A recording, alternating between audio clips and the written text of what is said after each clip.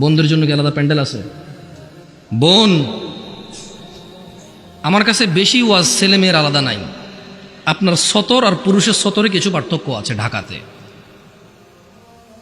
আপনার জন্য অসুস্থ হন আপনি, সেখানে সলাৎ আপনার জন্য নিষিদ্ধ এবং এতে আপনি পরেটার কাফারা করতে হয় না। পুরুষ কখনো তার জন্য সলাৎ নিষিদ্ধ হয় না, সে পড়তেই হবে যতদিন সে বেঁচে আছে, একদিনের জন্য তার জন্য নিষিদ্ধ হয় না। এইভাবে কিছু পার্থক্য আছে। পিতৃ সম্পত্তি আপনি ভাইয়ের অর্ধেক পাবেন, এটা একটু ভিন্নতা আছে। আপনি মা হবেন ও বাবা হবে, এখানে কিছু ভিন্নতা আছে। এছাড়া পৃথিবীতে যত আমল ইবাদত আছে পুরুষ মহিলার প্রায় সমান। রুজি রোজগারের জিম্মেদার পুরুষ, মহিলা না। রুজি রোজগারের জিম্মেদার কে? কে কে? গার্মেন্টস কর্মী আমার ওই বোনরা যারা ঘুম থেকে উঠে সকালবেলা লক্ষ লক্ষ পুরুষের সাথে ধাক্কাধাক্কি করে গার্মেন্টসে কাজ করতে যায়, ওদের কি বাবা নেই? ওদের কি ভাই নেই? কোন পুরুষের সাথে কি ওদের বিয়ে হয়নি? কুলাঙ্গার কি ওই ভাই না? কুলাঙ্গার কি ওই স্বামী না? কুলাঙ্গার কি ওই পুত্র না? যে বেঁচে থাকতে তার বোন, তার মা, তার স্ত্রী কাজ করে তাকে খাওয়াইতে হয়, অথচ তার জিম্মেদারি ছিল না। এটা দোষী কে এ জায়গায়? মেয়ের চাইতে বেশি দোষী এখানে ছেলে। এদেশে মহিলাদের কাছে 10টা টাকা থাকে না ভিক্ষা দেওয়ার জন্য? আপনি দেনই নেই কখনো? আপনি দেনই নেই কখনো? দেশের বহু মহিলার কাছে ভিক্ষা দেওয়ার জন্য 5টা টাকা থাকে না। একটা ফকির আসবে 2 টাকা ভিক্ষা দিব, টাকা নাই তার কাছে, আপনি দেন না তাকে। আর ওর বাপ মরে যাওয়ার আগে ইচ্ছা করে মেয়ে পেয়ে গেলে আরেক বেটার পোলা ভাগ পাবে, মেয়ের জামাই আর নাতিরে তো ভোগ করবে, এই ভয়ে বেঁচে থাকতে ছেলেদের নামে সব জমি লিখে দিয়ে গেছে। জালেম ওই মেয়েটাকে ফকির মিসকিন করে দিল। আর এর ভাই জমি যতক্ষণ আছে এটা ডাইকে ডাইকে খাওয়াবে, মাসে 2 মাসে ঈদে সান্দে জামা কাপড় সেমাই চিনি এগুলো দিয়ে থাকবে। কেন? জমি দিবে জন্য। এখন ওই বোন চিন্তা করে, আরে যদি আমি সম্পদ নিয়ে আসি, যা একে তো সে ডাবল পাইলো, আমি অর্ধেক পাইলাম, একটুকু যদি নিয়ে আসি, ছেলে মেয়ে স্বামী নিজের দরকারে, বলে যে অংশ আনলে ধ্বংস হয়। তুই অংশ নিয়ে ধ্বংস হস না, ও অংশ নিয়ে ধ্বংস হবে কেন রে?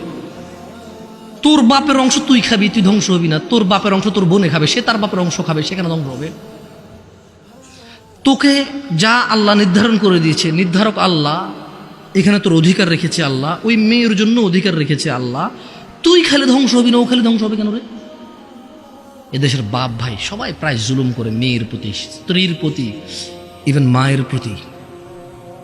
প্রায় ছেলেরা তাদের বাপকে যেভাবে ভয় পায়, মাকে সেভাবে ভয় পায় না, প্রায় ছেলেরা।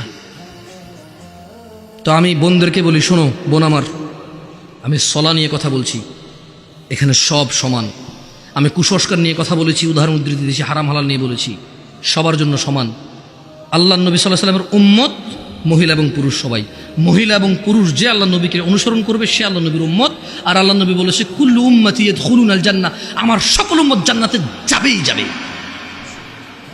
ভাই আমার, বোন আমার, তোমরা আল্লাহ নবীর উম্মত হও। শোনো, এখানে আজকে আসছো, 2-4টা হাদিস বলি, মনোযোগ দিয়ে শুনে তুমিও চলে যাও, আমিও চলে যাই। আন মুআয ইবনে জাবাল, ভাই ও বোন আমার, মুআয ইবনে জাবাল রাদিয়াল্লাহু আনহু থেকে বর্ণিত, তিনি বলেন, قال رسول الله صلى الله عليه وسلم, আল্লাহর রাসূল সাল্লাল্লাহু আলাইহি ওয়াসাল্লাম বলেছেন, আলা উখবিরুকা বিরাসিল আমরি কুল্লিহি, আমি কি সমস্ত কাজের মূলটা তোমাদের জানিয়ে দেব না? ওয়া আমুদিহি ওয়া যিরওয়াতি সানামিহি, আমি কি তোমাদের সমস্ত কাজের মূল, স্তম্ভ ও সর্বোচ্চ শিখর সম্পর্কে জানিয়ে দেব না? কুলতু বালা ইয়া রাসূলুল্লাহ সাল্লাল্লাহু আলাইহি ওয়াসাল্লাম। মুআয ইবনে জাবাল আল্লাহর রাসূলকে বললেন, ইয়া রাসূলুল্লাহ সাল্লাল্লাহু আলাইহি ওয়াসাল্লাম, জি আপনি আমাকে জানিয়ে দিন সব কাজের মূল কি, স্তম্ভ কি এবং সর্বোচ্চ শিখর কি। তিনি সাল্লাল্লাহু আলাইহি ওয়াসাল্লাম বললেন, রাসুল আমরি আল ইসলাম, রাসুল আমরিয়াল ইসলাম, সমস্ত কাজের মূল হচ্ছে ইসলাম, সমস্ত কাজের মূল হচ্ছে ইসলাম। ওয়া আমুদুহুস সালাহ, এবং ওর খুঁটি স্তম্ভ হচ্ছে নামাজ। ওয়া যিরওয়াতু সানামিহিল জিহাদ, এবং সর্বোচ্চ শিখর হলো জিহাদ করা। সমস্ত কাজের মূল হচ্ছে ইসলাম। যত কাজ করবে সব কাজ নেকি বলে গণ্য হবে মুসলমানের, এবং এই সকল কাজ নেকি বলে গণ্য হওয়ার পর তা টিকে থাকবে। এটা হচ্ছে ইসলাম। সকল কাজে ইসলামের উপরে আসবে। মুসলমান যত ইবাদত করবে এটা হচ্ছে মুসলমান, ইসলাম।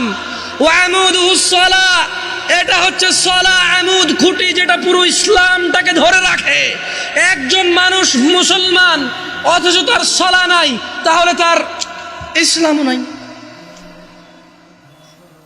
খুঁটি নাই, ইসলাম নাই, ইসলাম নাই, কোনো কাজ নাই। যাকাত নাই, হজ নাই, সাদাকা নাই, দানশীলতা নাই। ও করেছে, ও হজে গিয়েছে, ও সাদাকা দিয়েছে, একটাও নেকি বলে গণ্য হবে না। কি নাই? কি নাই? কি নাই? সলাত নাই। আমি বলি সলাত মানে এই খুঁটি না থাকলে, এই খুঁটি না থাকলে ওর ইসলাম নাই। ও মরে গেলে কোনো কাজে আসবে না, ওর ইসলাম খুঁটিবিহীন। আসলে ও মনে করে এটা ইসলাম। সলাত যেহেতু নাই, ওর ধর্মও নাই, দ্বীনও নাই, ঈমানও নাই। ওর শিরক কি, কুফরি কি, ওর জীবনটাই বৃথা, ওর পুরো ইবাদতটাই বৃথা, কারণ ওর খুঁটি নাই। কেন? কারণ আন আবি হুরায়রা রাদিয়াল্লাহু আনহু, আবু হুরায়রা রাদিয়াল্লাহু আনহু থেকে বর্ণিত, তিনি বলেন, বোন আমার মনোযোগ দিয়ে শোনো, ভাই আমার, قال سمعت رسول الله صلى الله عليه وسلم, আবু হুরায়রা বলছে, আমি আল্লাহর রাসূল সাল্লাল্লাহু আলাইহি ওয়াসাল্লামকে বলতে শুনেছি, ইন্না আউওয়ালা মা ইউহাসাবু বিহিল আবদু ইয়াউমাল কিয়ামাতি মিন আমালিহিস সালাহ। আবু হুরায়রা রাদিয়াল্লাহু আনহু বলছে, শোনা যায় পরিষ্কারভাবে?